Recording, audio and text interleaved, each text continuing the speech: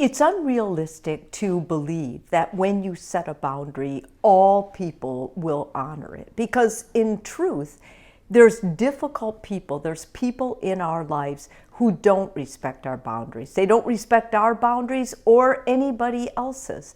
And these people make it very difficult for us, especially if it's someone we're close to, maybe a family member or a really good friend.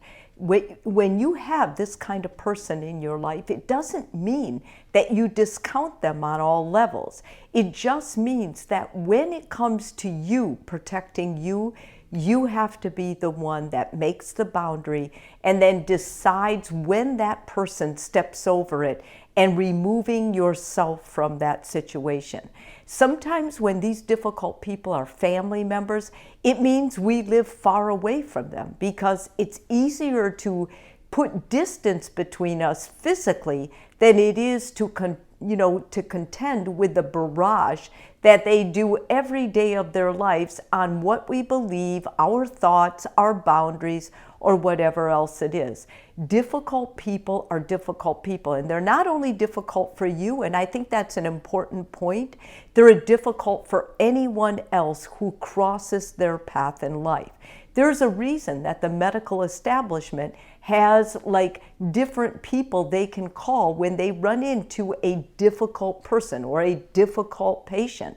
It's because these people exist, and if you're related to them or you're married to them or you are good friends with them, it can be an opportunity for you to grow above that part, to learn better skills about protecting yourself.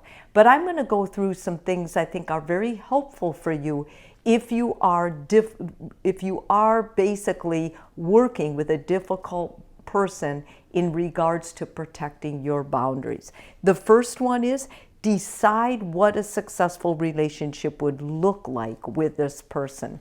Do this homework up front. Like when you are going to talk to this person about something you suspect is going to be difficult, imagine what it would be like if they weren't like that. If it was a perfect situation, like how would you go about it? What would you say?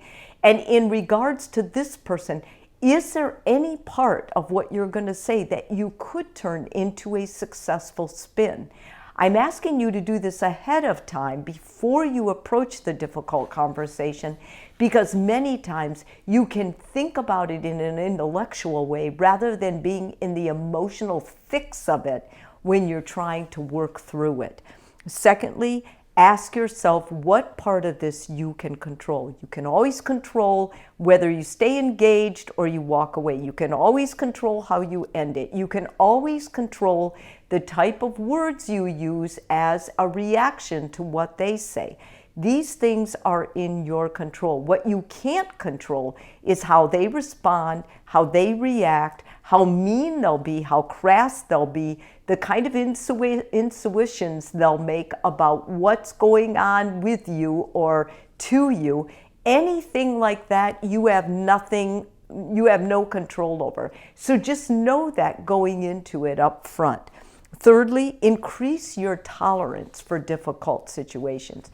A lot of times when we run into difficult people or we're related or we are good friends with difficult people, we forget that these people are this way. And the reason it irks us is because of expectations on our part or our own sensitivity to what they say. When they push a trigger, we respond and we tell ourselves, this isn't right, I don't deserve this, why is this person doing this?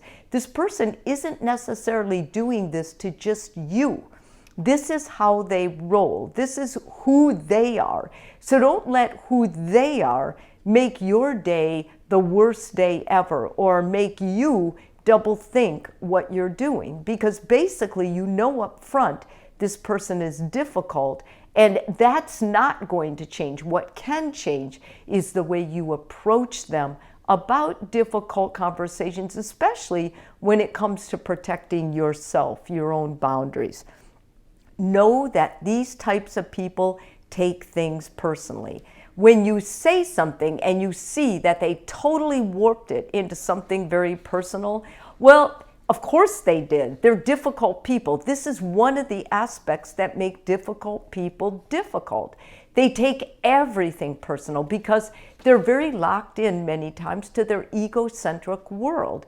And so if they take something you said out of context almost and make it personal, of course they did that. When you start expecting and being honest and realistic with the type of person you're working with, it becomes easier for you to basically go, well, yeah, this is who they were. And yeah, I should not have done it this way. And then the more ownership you can take of what you did, the more control you have, because you can change what you say. What you can't do is change how they interpret it. And they're going to interpret it in a wacky way. And I think lastly, find a healthy distance. When people are like this, even within marriages, you need to know when whatever they say, it's going to be hurtful and you don't need to be around that, that you say, you know what, I'm going to leave for a while because I know where this is headed. I understand how you're probably going to look at this. And so I'm choosing to put space in this. If it's a family member, living further away from them, and then when you go visit, having a backup plan, a hotel you can retreat to, or a specific amount of time, these things really help you deal with difficult people. The most important thing that you can understand after this video is when you're engaging with a difficult person, most of what you can control is going to be the action, the words you use going forward. And I recommend you not lie about real, even difficult situations, but rather than that, you word them in a way, you think about your wording, and you give yourself space and grace to know when enough is enough and then leave. Difficult people do not get the same privilege that someone who is supportive and really there for you, compassionate, those types of people do. And that's okay, because it's their response